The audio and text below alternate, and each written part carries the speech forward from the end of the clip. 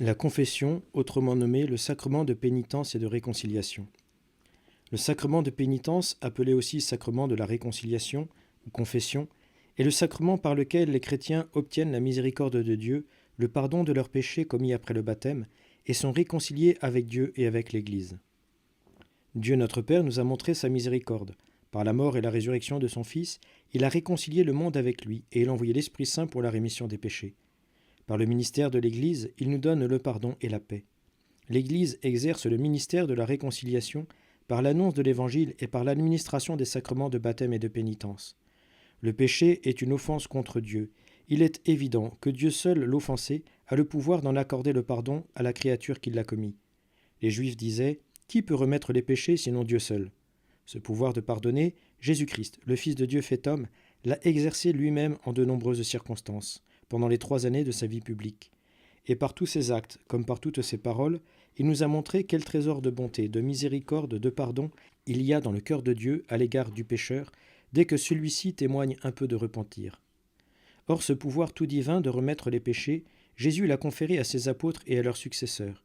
Quelque temps après la transfiguration, Jésus dit à ses apôtres « Vraiment, je vous le dis, tout ce que vous aurez lié sur la terre sera lié dans le ciel, et tout ce que vous aurez délié sur la terre sera délié dans le ciel. » Mais ce n'était alors qu'une promesse. L'institution du sacrement de pénitence eut lieu au soir de la résurrection de Jésus.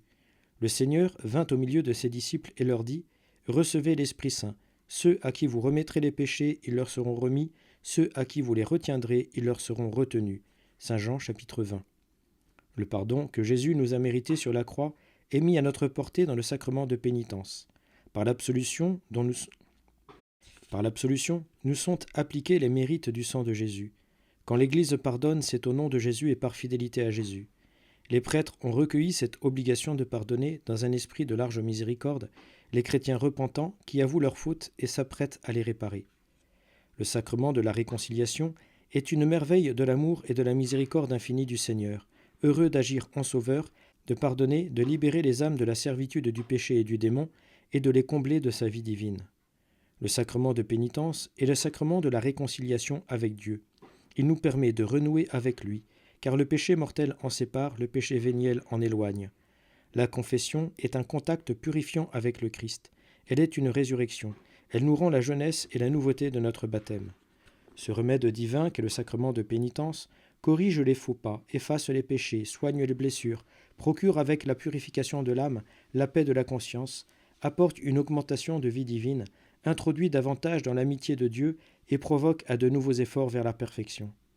Le sacrement de pénitence est le sacrement de la réconciliation avec l'Église. Le péché est l'offense à Dieu et en même temps à nos frères. Il a des répercussions sur le corps mystique qu'est l'Église. Il blesse la communion ecclésiale. Par le sacrement de pénitence, nous sommes attachés à l'Église comme membres saints et vivants, de malades ou de morts que nous étions. Les éléments constitutifs du sacrement sont les actes du pénitent, à savoir la contrition, la confession, c'est-à-dire l'aveu, et la satisfaction, c'est-à-dire la réparation, qui constituent comme sa matière, et l'absolution du ministre légitime, qui en est la forme. La contrition tient la première place dans les actes du pénitent. Elle est une douleur de l'âme et une détestation des péchés commis, avec un ferme propos, une ferme décision de ne plus pécher à l'avenir. La contrition parfaite est une douleur et une détestation des péchés produites par un motif de charité, parce qu'on a offensé Dieu, qui est le souverain bien et qui est digne d'être aimé par-dessus tout. La contrition parfaite efface immédiatement les péchés et réconcilie l'homme avec Dieu, même hors du sacrement de pénitence, mais non sans le désir de recourir à ce sacrement dès que possible, désir qui est contenu implicitement dans la contrition parfaite. La contrition imparfaite est une douleur et une détestation surnaturelle des péchés causées ordinairement par la honte du péché ou la crainte de l'enfer et de ses peines, c'est-à-dire par la peur des conséquences en nous. La contrition imparfaite suffit pour recevoir validement le sacrement de pénitence. La contrition parfaite est cependant souhaitable. C'est pourquoi l'acte de contrition que l'Église met sur nos lèvres est un acte de contrition parfaite. La confession des péchés est leur accusation, faite à un prêtre légitimement approuvé, en vue d'obtenir l'absolution sacramentelle. En avouant son péché, le pécheur le désavoue. En le désavouant, il rompt avec lui, comme l'on comprend que faute avouée est déjà à moitié pardonnée. car si elle n'est pas encore effacée, elle est déjà détachée de nous, elle ne tient plus à nous. Un péché grave est un péché pesant, une chaîne bien encombrée et bien lourde. Il faut se débarrasser de cette chaîne par un aveu libérateur. La confession de nos péchés favorise l'humilité qui attire la grâce de Dieu. Elle permet aux prêtres, ministres de la grâce et spécialistes de la médecine des âmes, de nous donner la satisfaction justement requise et le remède approprié. Dans la confession, le pécheur est obligé d'accuser tous ses péchés mortels, en disant leur nombre et en indiquant ce qui les rend plus graves. Il n'est pas obligé d'accuser ses péchés véniels, mais il est très utile qu'il le fasse. Celui qui cache volontairement un péché mortel en confession, non seulement n'obtient pas le pardon de ses autres péchés, mais commet un péché grave de sacrilège. Celui qui a agi de la sorte doit le dire à un confesseur et recommencer les confessions qu'il a mal faites. Les péchés mortels oubliés involontairement en confession sont pardonnés, mais il faut les accuser à la confession suivante si l'on s'en souvient. La satisfaction, c'est la réparation de l'offense que nous avons faite à Dieu ou du tort que nous avons fait à notre prochain. Nous réparons l'offense faite à Dieu par le péché en accomplissant la pénitence imposée par le confesseur, en faisant des pénitences volontaires, en étant plus fidèles au commandement de Dieu qui se résume dans l'amour de Dieu et du prochain. Nous devons réparer le tort fait au prochain, dans sa personne, dans son honneur ou dans ses biens. L'absolution du ministre légitime. Le ministre légitime du sacrement de pénitence est le prêtre autorisé par l'évêque pour entendre les confessions et les absoudre. Le confesseur est tenu à garder le secret le plus complet, même envers le pénitent. L'absolution sacramentelle est l'acte par lequel le confesseur, agissant au nom de Jésus-Christ, remet en prononçant la formule requise les péchés aux pénitents dûment confessés et contrits. Le prêtre peut prononcer une formule brève ou une formule longue. Voici la formule brève. Que Dieu notre Père vous montre sa miséricorde. Par la mort et la résurrection de son Fils, il a réconcilié le monde avec lui, et il a envoyé l'Esprit Saint pour la rémission des péchés. Par le ministère de l'Église qu'il vous accorde le pardon et la paix. Et moi, au nom du Père et du Fils et du Saint-Esprit, je vous pardonne tous vos péchés. Amen. 3 modalités possibles d'administration du sacrement. La forme individuelle. Après un sérieux examen de conscience, le pénitent commence la confession par le signe de la croix. Après avoir accueilli la parole de Dieu, il peut dire à la prière « Je confesse à Dieu », qui est facultative, et fait la confession complète de ses péchés. Le prêtre, si c'est nécessaire, aide à l'intégrité de la confession en posant des questions, donne ses conseils, fait son exhortation à la contrition, propose la satisfaction adaptée, que l'on dit faussement une pénitence imposée, et invite le pénitent à manifester personnellement son repentir, son ferme propos et sa demande de pardon par l'acte de contrition. Alors le prêtre étend ensuite les 2 mains, ou au moins la main droite sur le fidèle, et prononce l'absolution. Vient ensuite une acclamation de louange à Dieu, car il est bon, car éternel est son amour, ou bien le prêtre dit la prière, que la passion de notre Seigneur Jésus-Christ, etc. La célébration communautaire avec confession et absolution individuelle.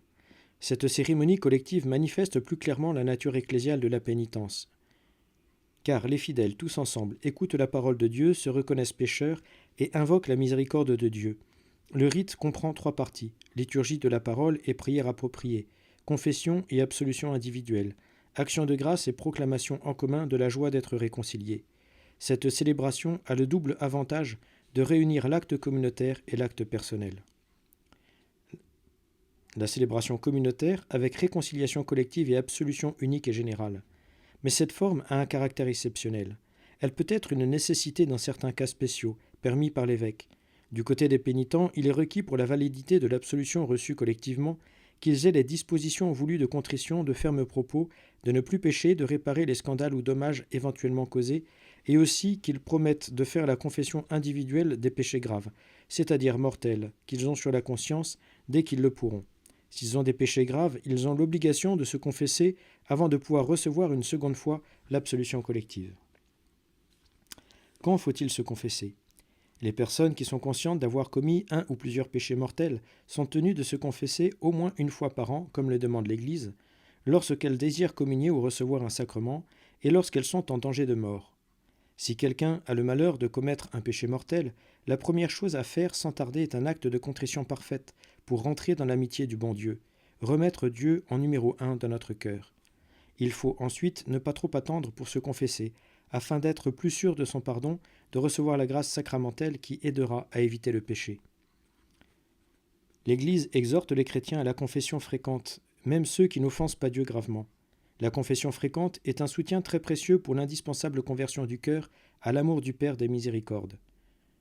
En confessant ses péchés véniels, on rend sa conscience plus limpide et son amitié plus solide. On reçoit des grâces de lumière et de force pour combattre le péché, résister aux tentations, avancer dans la vertu, développer le véritable esprit de Jésus-Christ et accéder à la pleine liberté des enfants de Dieu. La confession fréquente, dit le pape Pie XII, augmente la vraie connaissance de soi, favorise l'humilité chrétienne, tend à déraciner les mauvaises habitudes, combat la négligence spirituelle et la tiédeur, purifie la conscience, fortifie la volonté, se prête à la direction spirituelle et par l'effet propre du sacrement augmente la grâce. La confession est dans l'Église l'une des principales sources de la valeur morale. Les pères du Concile de Trente disaient « La difficulté de la confession et la honte de découvrir les péchés pourraient sembler pesantes si elles n'étaient allégées par les consolations, par les avantages si nombreux et si grands du sacrement. » Le sacrement de la réconciliation est source de paix et de joie. Nous devons demeurer pleins d'admiration, de joie et de reconnaissance pour le don inestimable de ce sacrement par lequel le Christ nous remet nos péchés. Dans le sacrement de la réconciliation, nous avons le bonheur d'entrer en contact avec l'amour et la miséricorde infinie du Seigneur qui nous sauve, le réconfort d'être purifié par la vertu réparatrice du sang du Christ, d'être restauré par l'Esprit Saint et d'entrer en communion filiale avec le Père, infiniment bon et miséricordieux. Nous trouvons la paix que procure la certitude du pardon et la joie de l'amour renouvelé avec Dieu et avec nos frères. Dans sa miséricordieuse tendresse, Dieu nous offre la réconciliation. Nous vous en supplions, au nom du Christ, dit saint Paul, laissez-vous réconcilier avec Dieu. Seconde épître aux Corinthiens, chapitre 5. Les indulgences. L'indulgence est la rémission devant Dieu de la peine temporelle due au péché déjà pardonné quant à la faute, rémission que l'Église nous accorde en dehors du sacrement de pénitence. Dans le péché, il y a deux types de peines. La peine éternelle, celle qui se situe par rapport à Dieu, séparation ou éloignement du cœur de Dieu, et la peine temporelle, celle qui se rapporte au temps, c'est-à-dire au créé, qui est l'attachement désordonné de notre cœur aux choses, aux personnes ou à nous-mêmes par l'orgueil. L'Église a reçu de Jésus-Christ le pouvoir d'accorder les indulgences, pour diminuer ou supprimer complètement la peine qui nous reste à subir pour nos péchés pardonnés, c'est-à-dire rétablir pleinement notre cœur dans l'amour par rapport à Dieu, sans trace de retour sur soi, d'égoïsme. L'Église nous applique les satisfactions infinies de Jésus-Christ et les satisfactions surabondantes de la très sainte Vierge Marie et des saints. Les indulgences sont ainsi l'expression très belle de cet amour et de cette solidarité qui relie entre eux les membres de l'Église comme les membres d'un même corps, sous leur tête unique le Christ. En accordant les indulgences, l'Église entend venir en aide à notre incapacité d'expier en ce monde toute la peine temporelle en nous faisant obtenir par des œuvres de piété et de charité chrétienne ce que, dans les premiers siècles, elle faisait obtenir par la rigueur et des prescriptions pénitentielles. L'usage des indulgences, dit le Concile de Trente, est très salutaire au peuple chrétien. Le trésor des saintes indulgences sera distribué à tous les fidèles d'une manière pieuse, sainte et pure. Il y a deux sortes d'indulgence. L'indulgence plénière, qui supprime toute la peine due au péché, rétablit notre cœur en pleine communion d'amour avec Dieu, et l'indulgence partielle, qui n'en supprime qu'une partie, qui ne fait que rétablir un peu notre cœur, le restaurer partiellement. À noter que cette restauration de notre cœur par les indulgences se fait sans effort de notre part. Pour gagner les indulgences, il faut uniquement en avoir l'intention, être en état de grâce, et accomplir exactement les conditions indiquées par l'Église pour la réception de telles indulgences. On peut aussi gagner les indulgences pour les âmes du purgatoire. L'onction des malades. Par l'onction sacrée des malades et la prière des prêtres, c'est l'Église tout entière qui recommande les malades au Seigneur souffrant et glorifiés pour qu'il les soulage et les sauve. Bien mieux, elle les exhorte à contribuer pour leur part au bien du peuple de Dieu en s'associant librement à la passion et à la mort du Christ, dit le Concile Vatican II. La sainte onction des malades est un sacrement institué par notre Seigneur Jésus-Christ. Il est suggéré dans l'évangile de Marc. Nous voyons en effet que les apôtres, envoyés en mission par Jésus, faisaient des onctions d'huile à de nombreux malades et les guérissaient. Marc chapitre 6, verset 13. Vers les années 60, saint Jacques écrit « Quelqu'un parmi vous est-il malade ? Qu'il appelle les anciens de l'Église, et qu'il prie sur lui, après l'avoir oint d'huile au nom du Seigneur. La prière de la foi sauvera le malade, et le Seigneur le relèvera. S'il a commis des péchés, ils lui seront remis. » Épître de saint Jacques, chapitre 5, verset 14. L'onction des malades produit les effets suivants. Elle augmente la grâce sanctifiante, elle efface les péchés véniels, et même les péchés mortels que le malade repentant ne pourrait plus confesser. Elle enlève les restes du péché, c'est-à-dire les faiblesses de l'âme et les mauvaises habitudes qui dérivent du péché. Elle soulage et fortifie l'âme du malade en excitant en lui une grande confiance dans la miséricorde de Dieu. Ainsi allégé, le malade supporte plus aisément les peines et les fatigues de la maladie et résiste plus facilement aux tentations du démon. Parfois, il recouvre la santé corporelle quand cela est utile au salut de l'âme. L'onction des malades n'est pas seulement le sacrement de ceux qui se trouvent à toute extrémité. Aussi le temps opportun pour le recevoir est déjà certainement arrivé lorsque le fidèle commence à être en danger de mort, par suite d'affaiblissement physique ou de vieillesse, dit le Concile Vatican II. Ce sacrement peut être réitéré si le malade, après avoir reçu l'onction, se rétablit puis redevient malade, ou si, durant la même maladie, le péril devient plus grave. La célébration. Le prêtre salue le malade et ceux qui l'entourent. Il peut asperger l'assemblée d'eau bénite et dire une oraison. Puis, on fait la préparation pénitentielle comme à la messe. Si le malade désire recevoir le sacrement de la réconciliation, les assistants se retirent durant ce temps. On lit ensuite 1 ou 2 textes de l'Écriture. Le prêtre impose les mains sur la tête du malade. Puis c'est le signe sacramentel, l'onction sur le front et sur les mains, avec de l'huile d'olive dûment bénite, ou, selon l'opportunité, avec une autre huile extraite de plante en disant une seule fois « Un tel, par cette onction sainte, que le Seigneur en sa grande bonté vous réconforte, par la grâce de l'Esprit Saint. Amen. Ainsi, vous ayant libéré de tout péché, qu'il vous sauve et vous relève. Amen. » Après ce rite essentiel, suivent la prière universelle et le Notre Père. Si le malade en a manifesté le désir, le prêtre lui donne la communion. Le prêtre peut ensuite bénir le malade, puis tous ceux qui l'entourent.